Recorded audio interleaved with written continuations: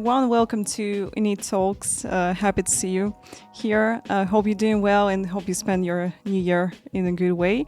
Welcome. We got today Lena Bee with us. She's a sim racer, cosplayer, and gaming sound designer. Welcome, Lena. Hey, nice to be here. Hello, guys. Been a while. Hello.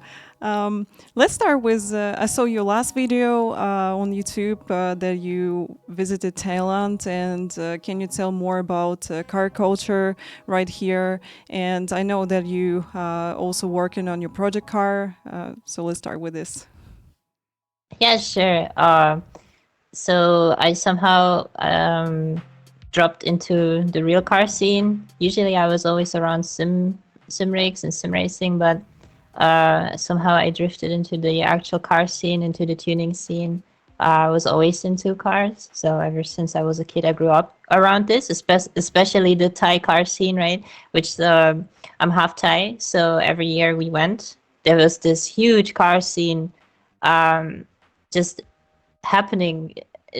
Like it evolved in front of my eyes, right? And as a kid, you take that in, and you're like, wow, that's crazy. Like there's all the cool stuff, and I want to do that too one day. So I always came back from Thailand, and I told my friends, I was like, guys, you won't believe me. Like there's like street racing happening on highways and stuff, and everyone's like, yeah, sure, like whatever. They can't imagine very much, but yeah. So this year I actually took a camera with me, and I was like, I have to film this, I have to document this, because we all love racing and we all love motorsports, but I have a huge passion for cars, right? So I really wanted to capture the scene there, because I feel like no one really knows about Thailand car culture here, and yeah, it was quite a journey, because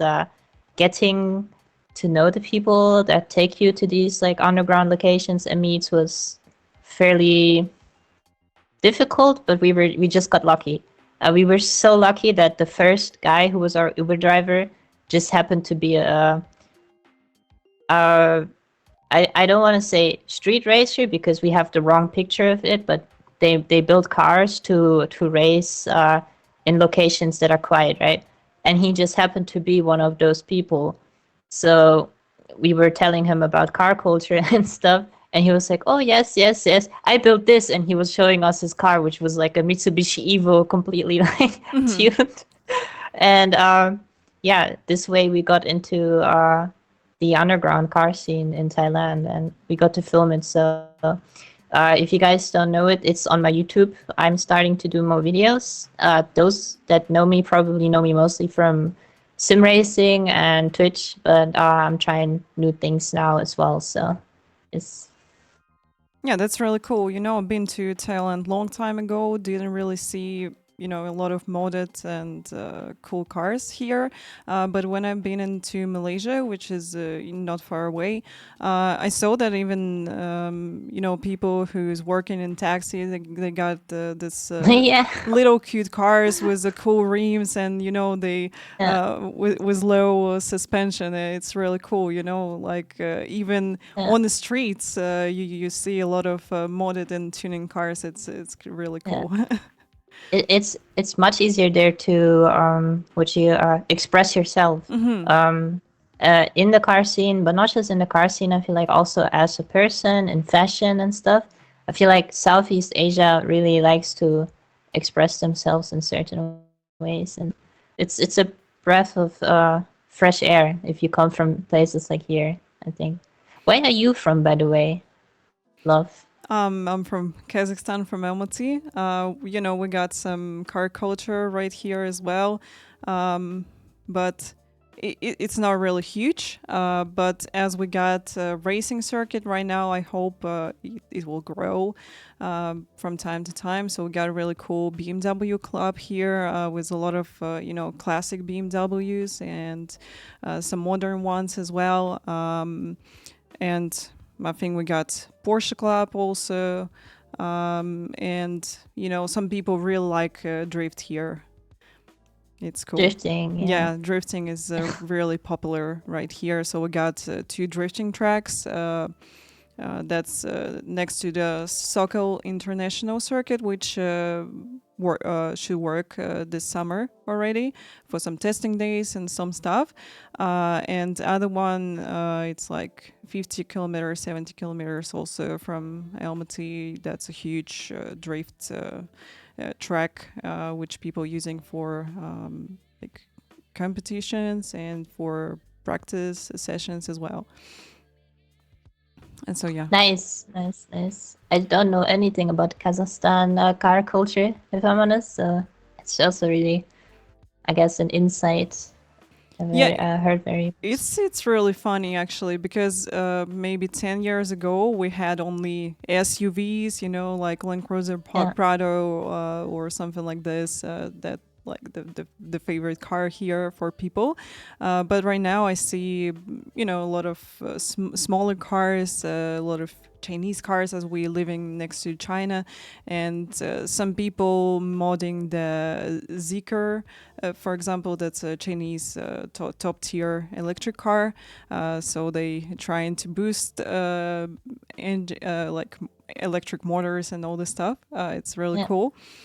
So yeah, it's cool to see that right now in Almaty you can see different kind of cars and not only SUVs. I'm happy Yeah. because I'm not a big fan of SUVs, to be honest. No, I feel you. I think there are some, like a few expectations I have where I like SUVs, but mostly I agree with you, and it's Yeah. not my thing as well. I know that you got BMW first series. Can you tell me about plans for this project car? What do you want to do with it? And do you want to like race it on a racing track, or do you want to go to the car show with it? Yeah.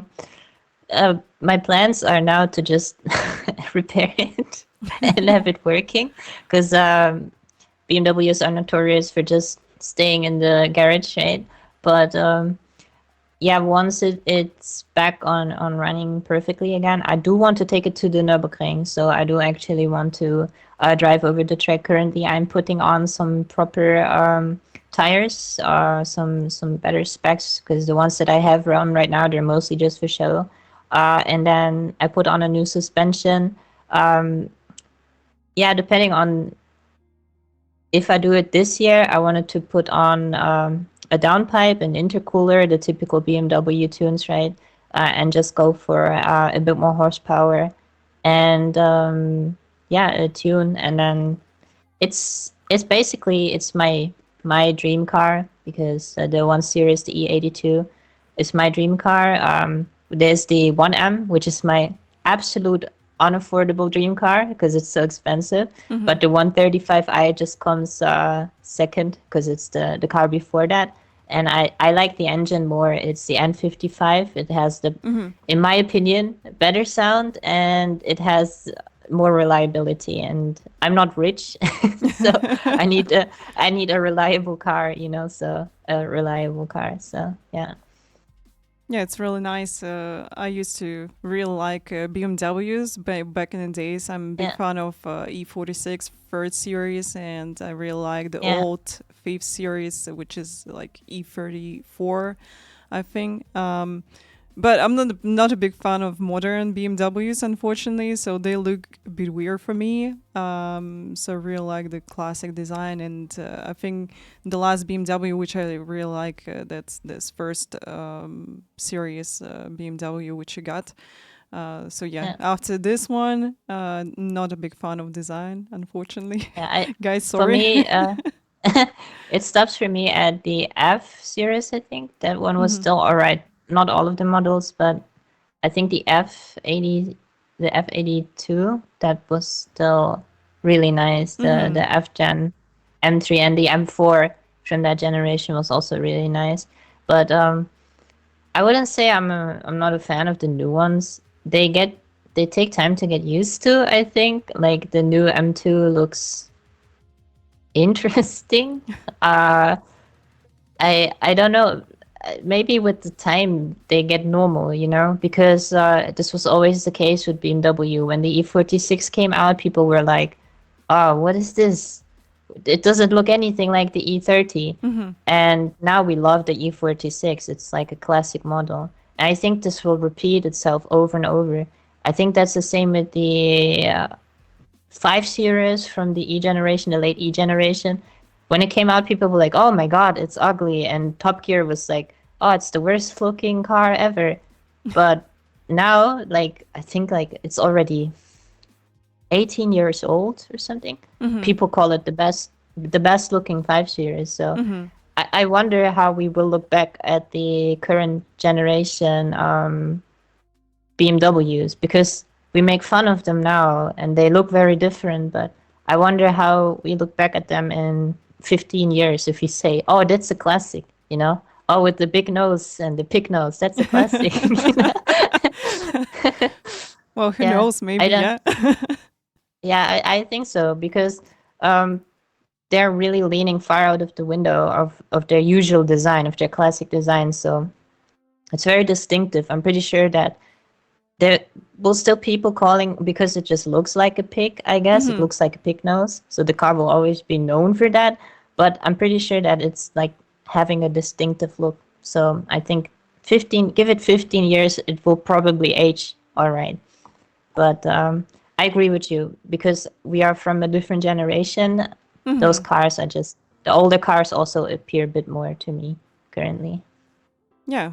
So I kind of agree with you. Maybe in the future, like in 10 years, we're going to say like, wow, that's the most beautiful BMWs that we had in the Yeah, and history. then the BMWs that come out at that time were like, "Oh God, what are they doing?" Yeah, Go yeah. back to the other design. Yeah. Yeah. So yeah, We're I going wonder to how they. yeah, going to I make wonder new how they're jokes, gonna. yeah. Yeah. Yeah. What are your favorite cars? Oh, my favorite car. I think everybody knows that this is a Porsche 911. Absolutely my Oh, favorite. yeah. I really like Which one? I think I really like old generation. The last one is really cool. My favorite is from 2007, something like this. I really like this the Yeah. body of the Porsche. It's really nice, and I'm a big fan of Targa. So it looks really, I know, classy and nice looking at the same time. I love it. Nice. Nice. Are you driving a Porsche already? Perhaps. No, unfortunately, no. But hopefully in the future, I'm going to take the Yeah. 911 for a ride. Uh, you um, were you were in motorsports, right? yes, I've been into racing. I was working as a coach on the racing track also after my racing career. Then I moved to sim racing. So that was like this. Yeah, I raced some open wheelers. Before that, I did some karting, won 4 times championship of Kazakhstan. And then, yeah, unfortunately, I didn't continue my racing career just because mm, they completely, so my team who sponsored me, they completely shut down the program here in Kazakhstan. And yeah, then, the COVID happened and all the stuff. So we just had to I started streaming at these days, and I started iRacing and full-time sim racing also.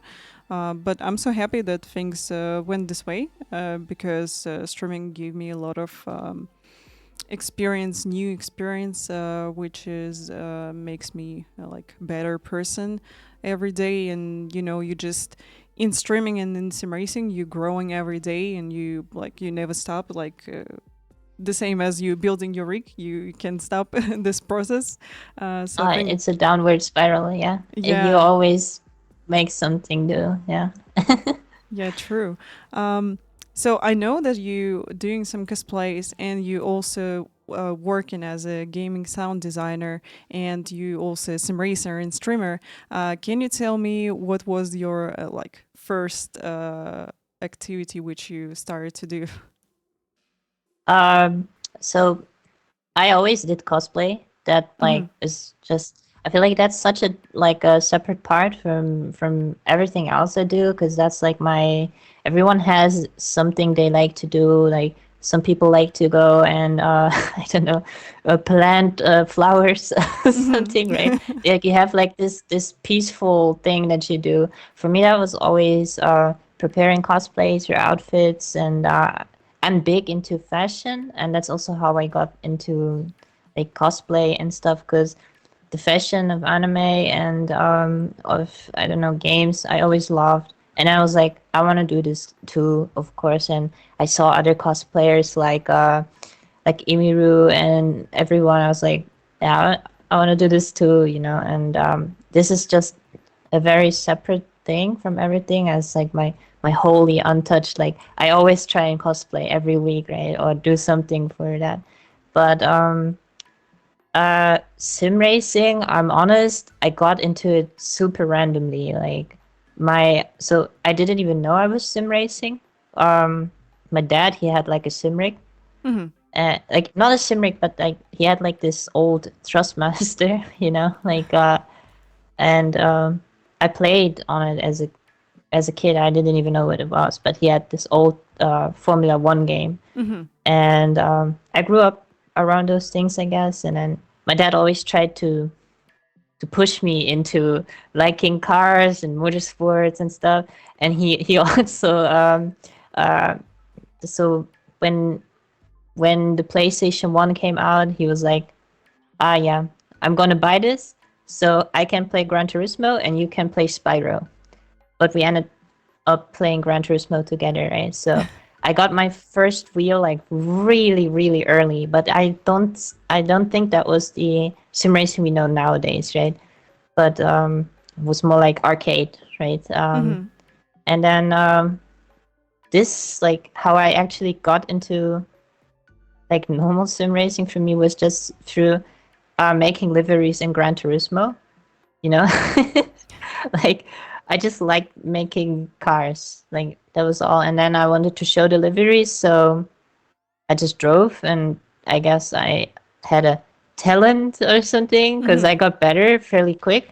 And then I tried out because Gran Turismo was not really that like serious at sometimes. You just kept punting each other out and stuff. It was really dirty racing. So Mhm. it's like I want something more serious. And the most serious thing that was iRacing, right?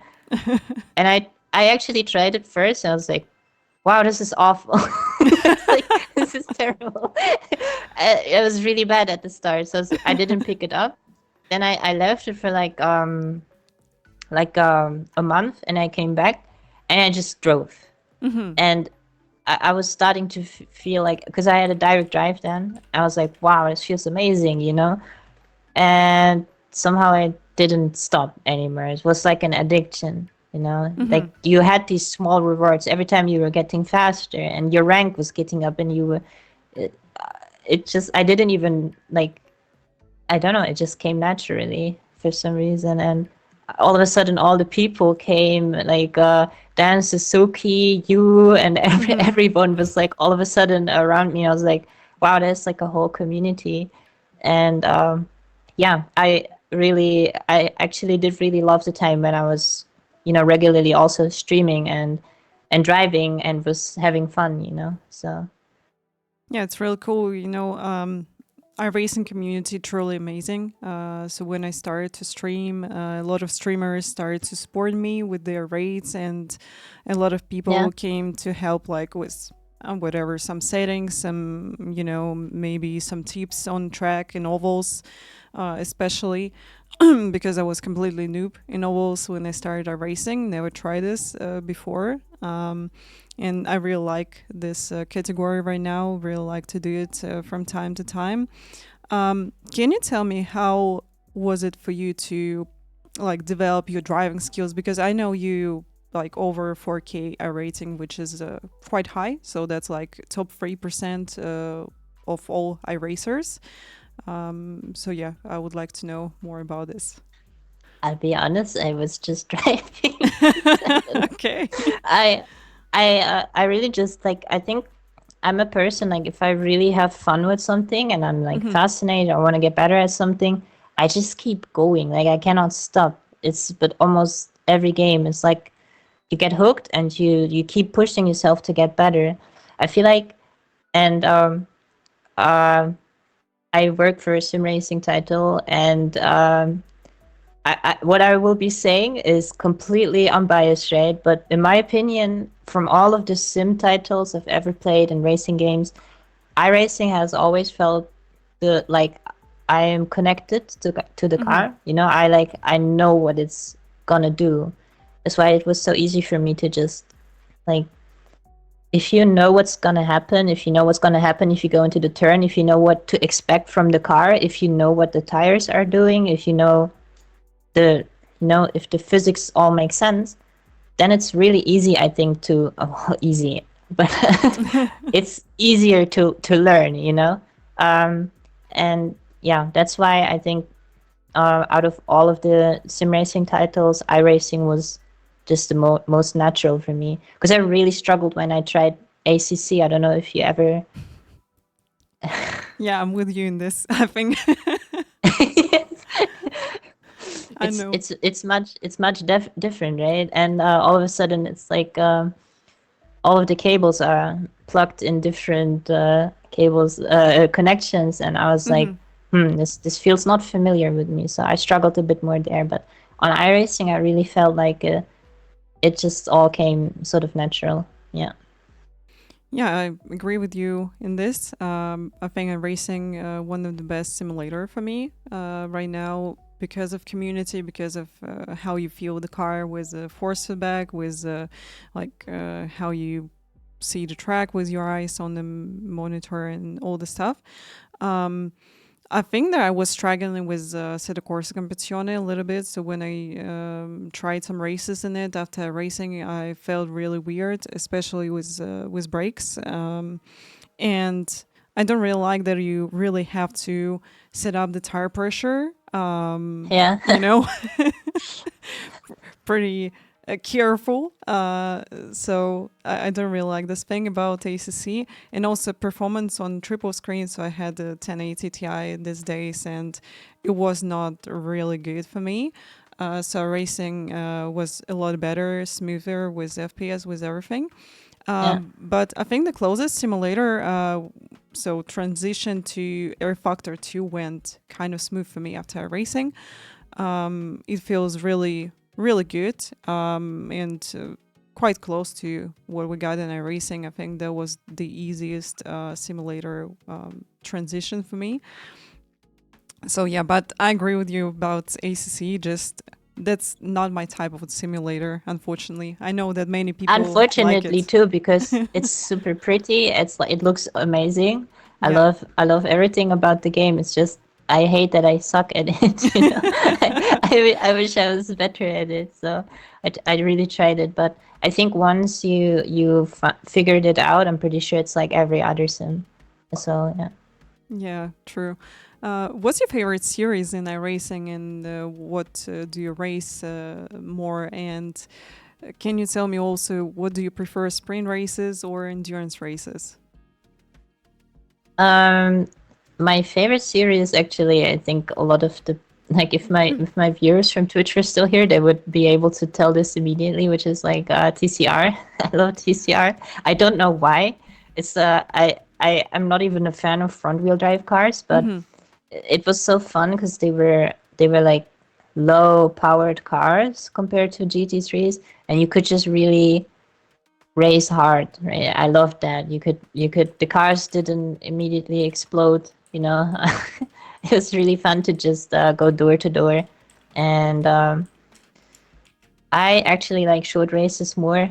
I am gonna be honest, I get too anxious uh during long races. Mm-hmm. They make me really anxious, like especially if it's with a team. um then I don't want to let the teammates hang. It feels like a big responsibility. Like if you mess up, you ruined it for everyone. So yeah. So I enjoyed the shorter races a bit more. Mm-hmm. So Okay, I think that from my side, I enjoy both. So I really like to do sprint races and endurances because here's different strategies in endurance races. So you just have to save fuel. You have to bring the car in one piece. So it's really cool Yeah. for me. I really like it. Um, Favorite series, I think everybody knows that this is a Porsche Cup for me.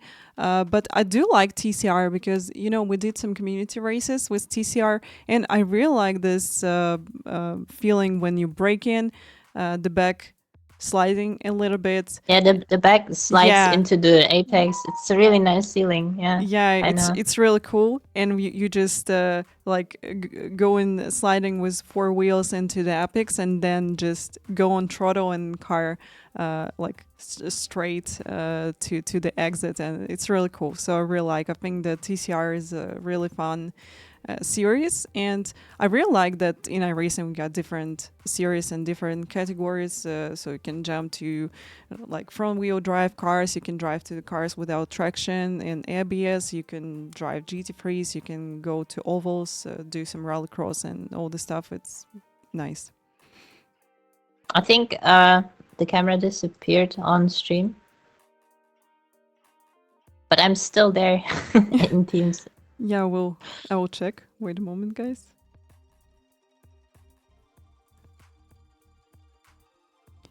Hello, Okay. Kash, by the way. Oh, slightly technical issues. Yeah, are you part of the sim racing team right now or not? Or you just Um, like racing on your own?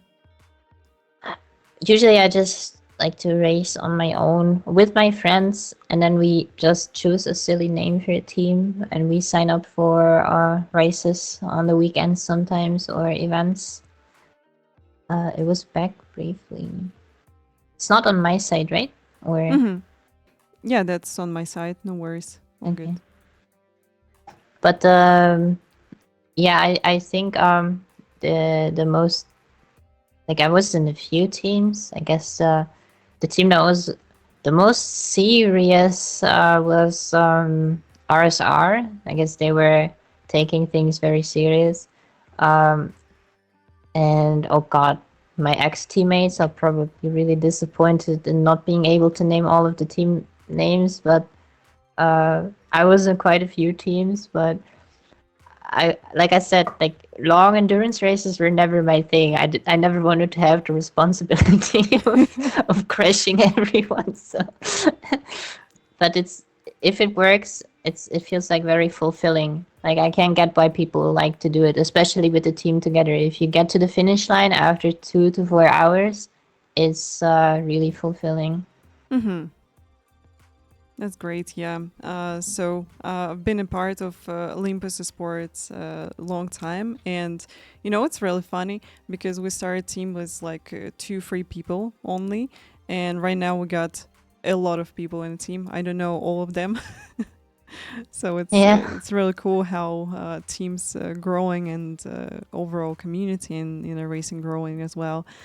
Um, so can you tell me more about gaming sound design, which you're doing, and how long are you in this industry, and what do you like the most about it? Okay. So of course I cannot say things in detail because, well, NDA, right? So I can't really get into details of things. But I am working. Well, I'm part of a team that works on a sim racing title, and we're making.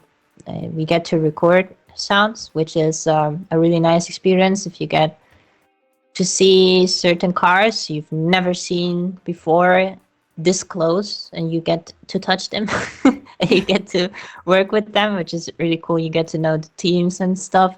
It's always really I'm really fortunate to be able to work in a field where I have actual, like, personal interests in, right? um, Honestly, I never thought I was gonna end up in the game development space because I was more so in the overall audio space. But when the opportunity opened up for me, since I love motorsports, since I love sim racing, Sure, I took the. It was basically right after university, right? And the slot was open, so I was like, why not? You know, and I got the chance to work along really professional people and learn some stuff. It's a huge stress sometimes because working in game development in 2025 in general is very stressful because yeah, it's different times now, right? Games, they do ship way too early Mm-hmm. in a way too early state. People get to test them. You don't always have to expect constructive criticism. It's gamers. Like you get a very, very unfiltered criticism, but you'll definitely learn to deal with it. And I think this entire job also made me stronger as a person because if you are like you are just part of this entire project that constantly stands in the light of a lot of things, right? Like if you like any game that's in an early state and releases like that and things are not really that finished, there's always this feedback that comes in. And if this is your first title that you work on in game development, it's overwhelming at first. Like you have to imagine this, like it's not you, you're just part of it, Mm-hmm. but all of these people talk about this and you're just on this ship. Mm-hmm. And it's very overwhelming at first, but you start to really get tough skin, you know. And I feel like with everything I do, if it's cosplay, because you can also imagine that being a cosplayer is the same thing, right? You put Mm-hmm. yourself out there and people are just gonna say things. You know this as a streamer as well, right? Like when you start first, you have like you're like you don't have that tough skin yet, right? And I feel like over the last year I really got some tough skin from all of the things that I did. If it was cosplaying, if it was game development and getting used to how things go there, you know. So it's huge. Like I'm experiencing a huge character development arc, you know. So, yeah, Yeah, I know that you're gaining experience. You're also feeling yeah, more confident and comfortable in the like in job where you're working, and with more experience, you just like feeling better. So when I started streaming, I also was really shy. Was getting nervous on the stream yeah. usually, but right now it's like natural for me, and I really like to communicate with community and also racing in the same time. um, and so speaking of this, how's for you to balance with racing and talking at the same time on the stream, and how is it to balance with also being a cosplayer and game sound designer? I am really bad with talking and racing. This is why I actually didn't like streaming and racing at first because I kept performing worse. I don't know if you'd experienced the same. By now you're probably natural at it, but at the start it was really difficult for me. I would end up way worse than if I was just racing by myself, right? Mm-hmm. But I guess I've gotten better at it, but I keep crashing sometimes if I rechat and do stupid stuff, like the typical streamer stuff that we get then called out for on YouTube, you know, when we end up in those compilations and do something stupid. Uh, but yeah, those things happen sometimes, you know. So I was not really that good at it, but I got better at it and balancing all things together. I guess it's also a reason why I don't sim race that much. I'm pretty sure you can imagine that if you work, like if this is your work, you work on a title that after 8, 9, 10 hours of work a day, you don't want to sit in the rig and play the other sim racing titles. So I like to have a dynamic currently. So after I'm done with work, I like to cosplay or I like to work on my car or go for a ride, you know. So I like to have some sort of dynamic because uh, otherwise I feel like, and that's with anything, you burn yourself out, you know. Yeah, Yeah, when a lot of stuff running around you, yeah, it's really hard yeah, to balance all these things around. And I understand you. That's the reason why we didn't see you streaming and racing long time. But yeah. hopefully you're going to have more free time, so we'll see you once again on Oh, for Twitch. sure. Yeah. For sure. I just got access back to my Twitch as well. Mm-hmm. So I lost access to my Twitch account because the old phone number. Mm. So I had a phone and it was set up a two-step verification, and I got a new contract, and the person from the phone contract thingy, he Mm-hmm. was like, yeah, we can take your new phone number, it's not a problem. And right before I went to Thailand, it didn't work and I lost my phone number. Mm-hmm. So I lost everything that was connected to the two-step verification. Oh no. I was so mad, yeah, including my bank, and you're like in a different country, right? I hate this guy, I swear to God, this guy. Yeah, but I will be back definitely streaming. I take it easy with sim racing. I don't think I will ever try and be super competitive and put in 6 hours of practice again. I just try and enjoy, you know, like Mm-hmm. So yeah, you would like to have more relaxing sim racing, I guess. So yeah, relaxing, yeah. like as relaxing as it can be, you know. But yeah, just not take it. I try and not take it too serious because I'm pretty sure, like you know it yourself, like we are just competitive people when we race, and it can sometimes be consuming the fun. I feel like, Mm-hmm. especially when you're getting too competitive. So I just like to keep it fun. I hope, and then see where that goes. And I missed so much stuff on iRacing. You guys have so many new cars. You have so many new things. Uh, Yeah, I don't know if you try rain in iRacing. We got this right now. Not yet. But I Oh. saw it and I was like, oh god, that looks painful. It's gonna be fun for around a week and then everyone's gonna be worried about their rank, right?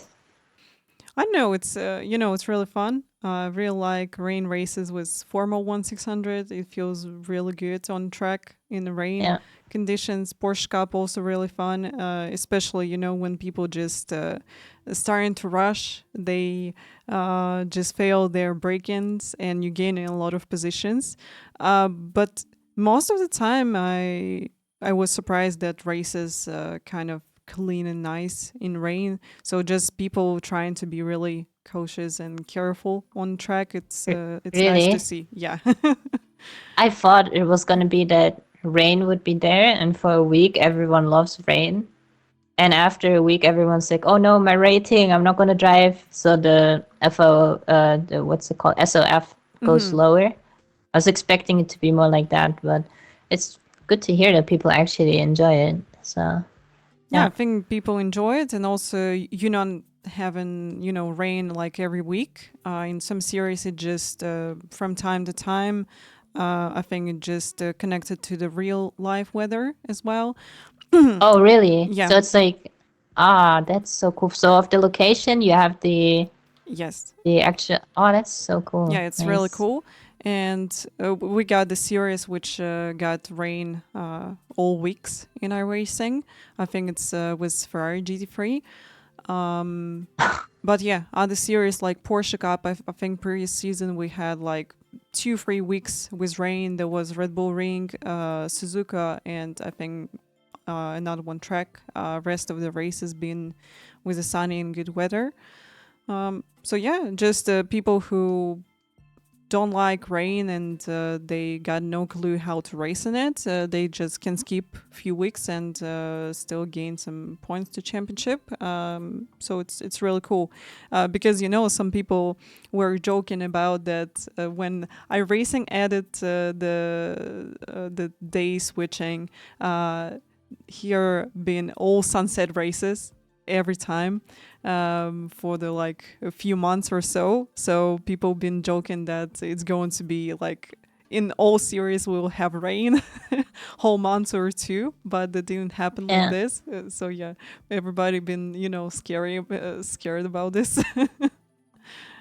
Yeah, I remember people were so hyped for Rain. That's when I was still playing. Every time they did a stream or something, the chat was going like, "Oh, now they're gonna reveal like surprise Rain in Daytona 24 hours or something." And I was like, there was actual conspiracy that this was gonna happen. I was like, think I was hoping like, hopefully they do this. That would actually be super cool, but sadly that never happened. So iRacing has have wasted their chance there to make the coolest,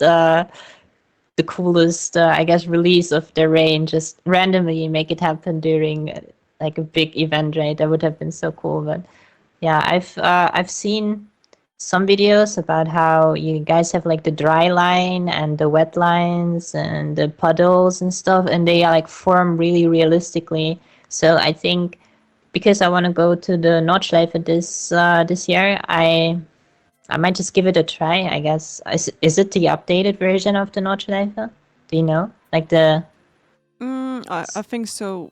That not sure if they're planning to update it. The last track which they updated was Spa-Francorchamps, so it's updated right now. Actually, the newest version we got in iRacing. It's really cool. Also speaking about Nordschleife and all this practice, we got also BMW M2. You can try it. So I think it should be quite close to your car with feelings oh with yeah, I mean everything. Yeah. I mean there's still quite some difference, but yeah, I guess from the which one is it? It's the first generation M2, right? So it might even have the um, similar engine inside the yes, I think N55. so. I think Yeah, so. yeah. So that's cool. No, I think, but I don't know which engine it has, but yeah, I will definitely try it out. Did you try the M2s? Are they Yes, fun? I tried. We did a lot of races during week 14th because we had week 14th this time.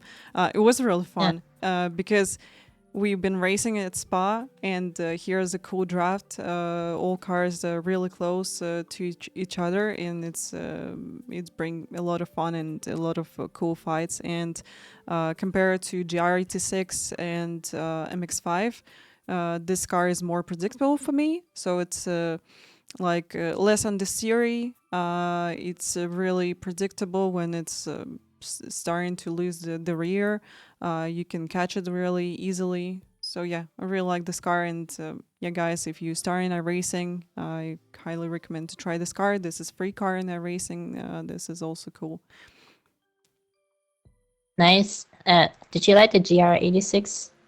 Oh, not Doesn't real. sound like you. You Yeah, know, I'm struggling with MX5 and GR86 because this car feels really weird for me. So I don't know how to balance it for the corner, yeah, how to make it, work on like 100%, let's say like this. So it's for me either, it's like I'm loading tires on like 60% or I'm just overloading them and, car doing a really weird thing. So I just really can't find the balance on this car. I know why.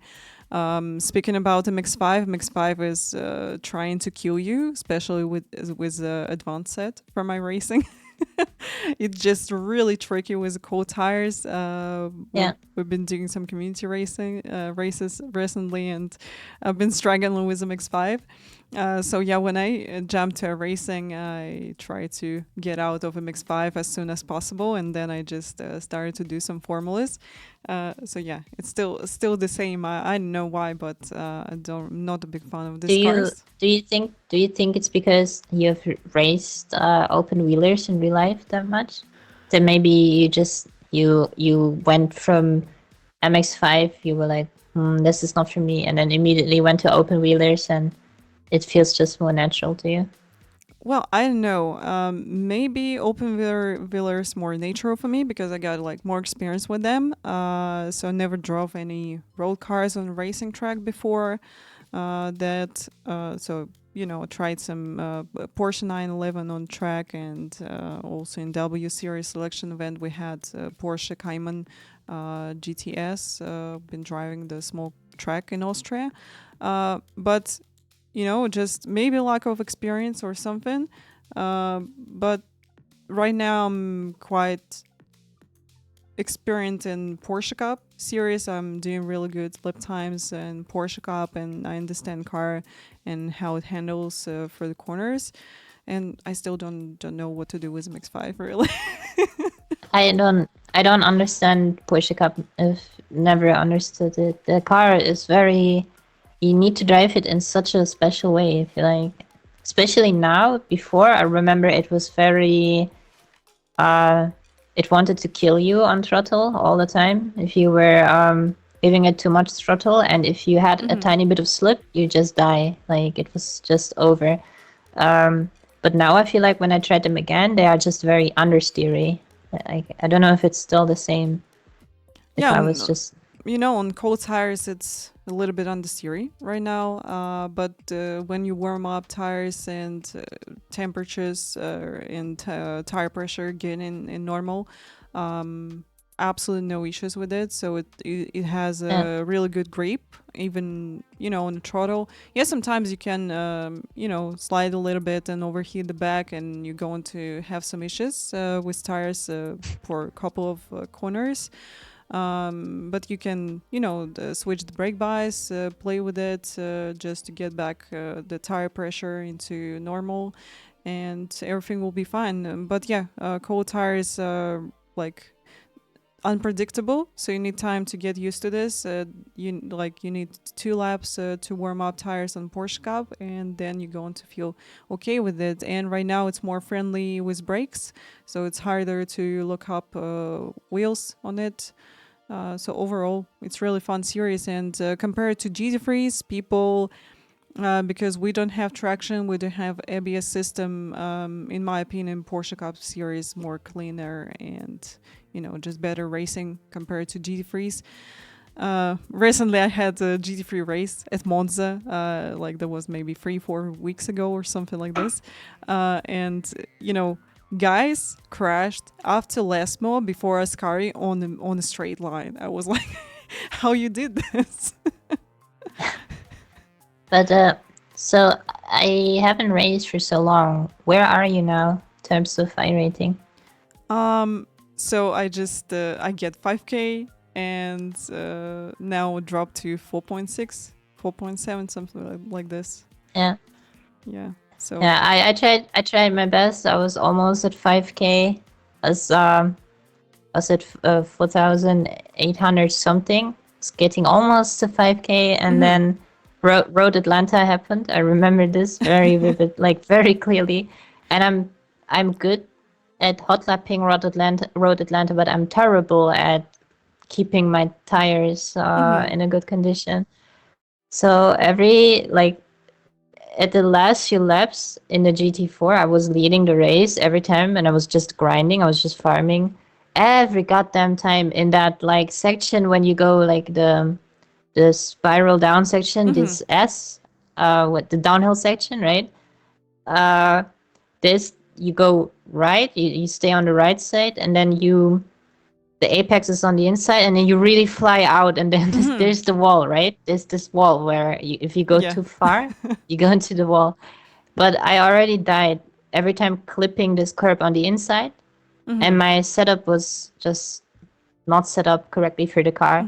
Every time I died in the last lap. So I went from 4,800 iRating to 4,600 iRating to Wow. 4,400 iRating. And at some point I was like, I guess it's just not supposed to be to get to 5K this time.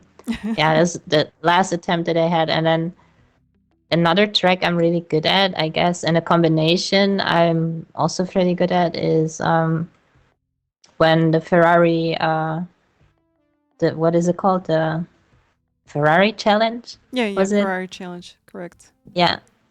That one was really fun at Manicourt. I don't know how to pronounce it. My French friends will be angry, but that one was always super fun.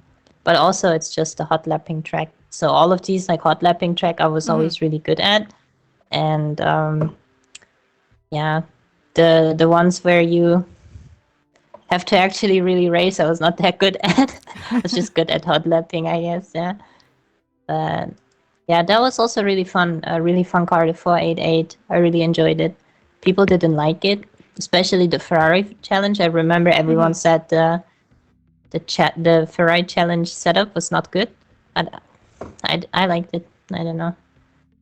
Yeah, it was, in my opinion, a bit understeery, but Yeah, I think you can get used to this and you can make the car driving in the way how you want it to drive yeah. it. So usually I'm just saying like I don't have enough skills for for this setup.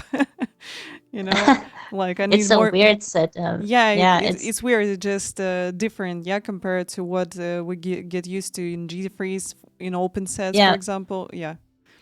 But what I felt like, and I think that was the intent behind it. Maybe I'm not sure, but when I drove it, it was so difficult. But when you got good at it, and you then went into the normal GT3, it was super easy to drive. Just a good setup with Mm-hmm. like a proper setup. But yeah, so for me, it was easier to go to like I liked starting with the Ferrari Fix Challenge, and then when I got into IMS, no, what was it?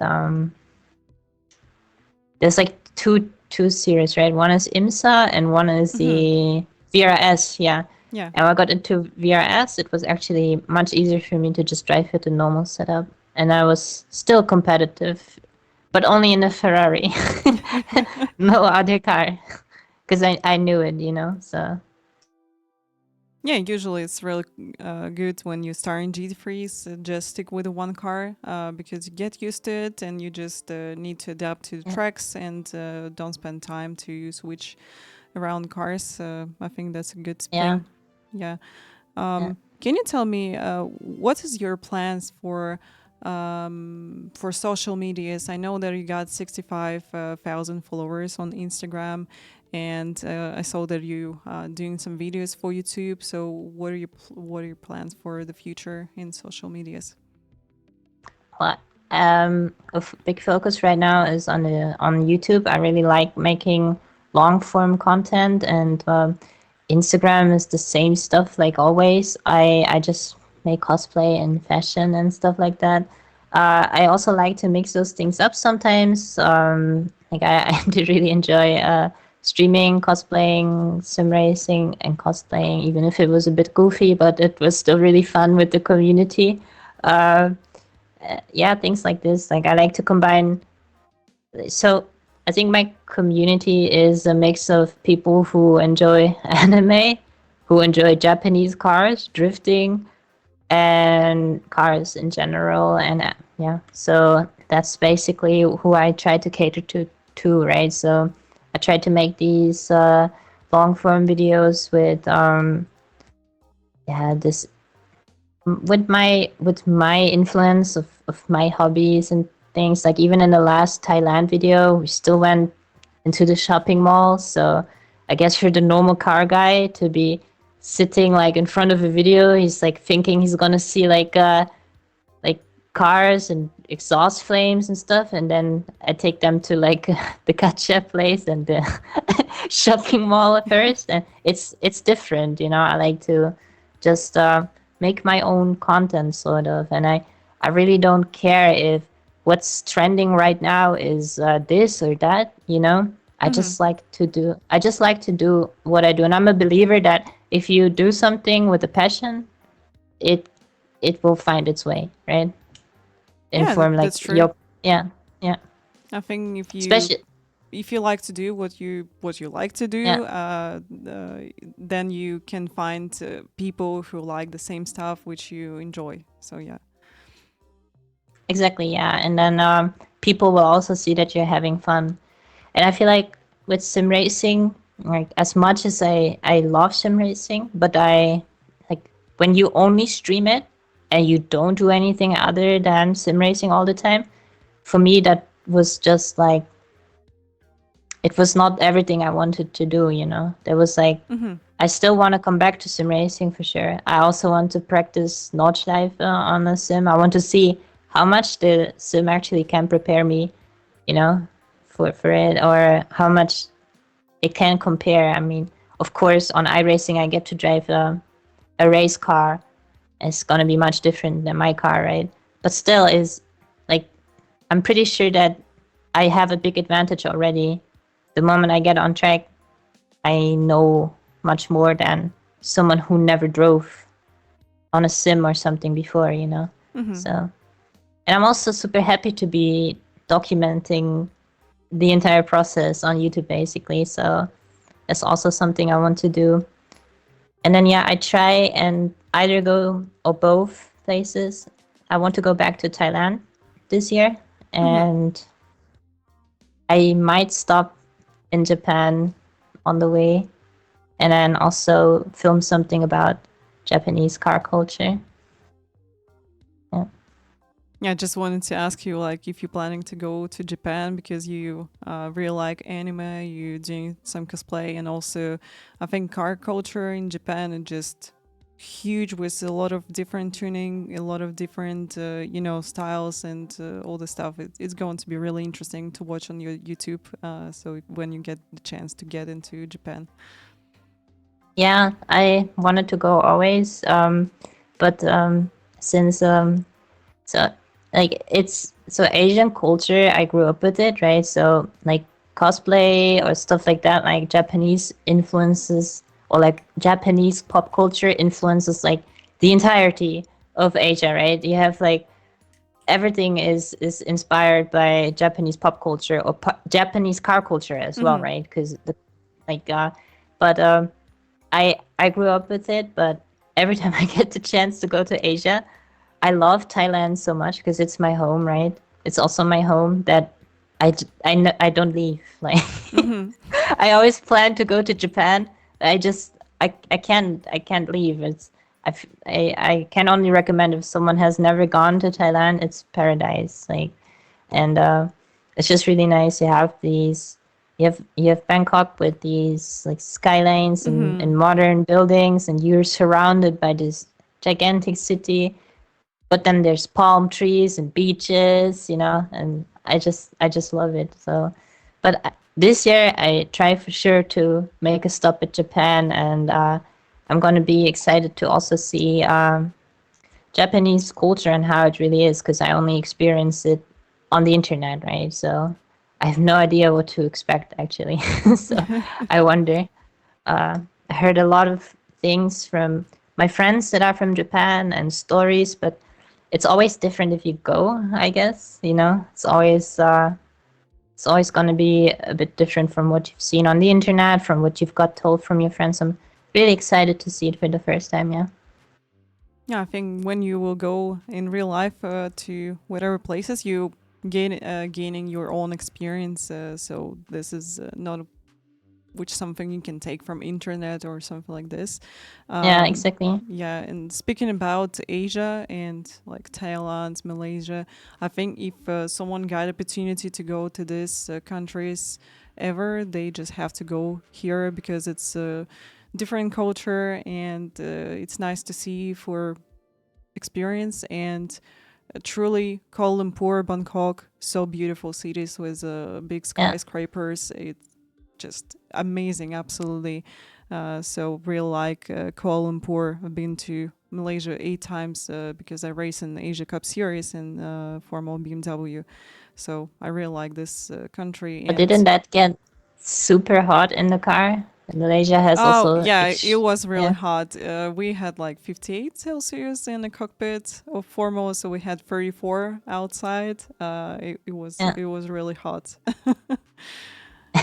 But I still enjoy racing here. Sepang is a great track. I'm still waiting until it's going to be in iRacing. I heard some rumors about this, and yeah, just food is amazing, people really friendly, and just I'm a big fan of Asian countries. They're really nice. Yeah. Where have you already been continent wise? Um, where have you traveled already? Like, have you been on all continents in the world already, or? No, I just I've been on my continent. Unfortunately, I didn't visit United States or Canada, but in the future, I'm planning to do this because I got like a lot of friends living in United States, and also one of my dream is to try maybe some street stock on oval track. That'll be great. Because Yeah. iRacing really pushed me into the ovals. Into oval. Yeah. Yeah. So now that's my little dream to try oval car in real life. That'll be great. But I've been to Austria, I've been to China, Thailand, Malaysia, Turkey. So yeah, quite a lot of countries. But I'm planning to visit United States because this is place which I have to visit because iRacing is from United States, and most of my community from United States also. I really Yeah. would love to see their culture and their people also. Yeah. Fun fact: it's like the Arca Menards car. I don't know which one it was, Hmm. but the V8 is one of the best sounding race cars I've ever heard. In general, NASCARs just sound like absolute forces of nature. I love it. Yeah, I love it, especially if they are all in one pack and they fly by. It's insane. Yeah. that's true. So before we wrap up, can you give an advice to girls who want to go into the like car culture, maybe tuning their car, and they want to jump into sim racing as well? So what can you tell for them? Just do what you like. if you want to, if you want to modify a Peugeot 106 or something, just do it. I feel like the car culture is about expressing yourself. It's turning into a very toxic place. I think in the Hmm. West here, it's turning into like, oh, this isn't an M car, or oh, don't care. Just do it for what you really want to do, and if it's something that you really want to get into, don't shy away from doing it. I really encourage you to go and try and just express yourself through, you know, your car or whatever you want to do. I think it's really important that people just don't like just do what you want to do, and don't listen to the internet. Don't listen to the cool people that say like, no, you have to do this or that. If you want to try out something, and yeah, don't just do yourself. That's my tip. Yeah, Yeah. that's the best advice, I think. Many people in sim Yeah. racing also go on to tell that, oh, you have to drive like dirt drive wheelbase, you have to have really, I know, expensive equipment to be competitive. So yeah, I would like to say that with any equipment you can be competitive, and you just need to have fun in it, and doesn't matter what you're doing. The main thing is to have fun. So, guys, here's links to social medias of Lena Bee. So be sure that you follow her on Instagram, on Twitch also, and on YouTube channel for upcoming videos. Lena, thank you so much for being here with us. It was Yeah. awesome. Thank you so much. Yeah, guys, we'll see you next time. Bye. Thank you for having me. Bye bye.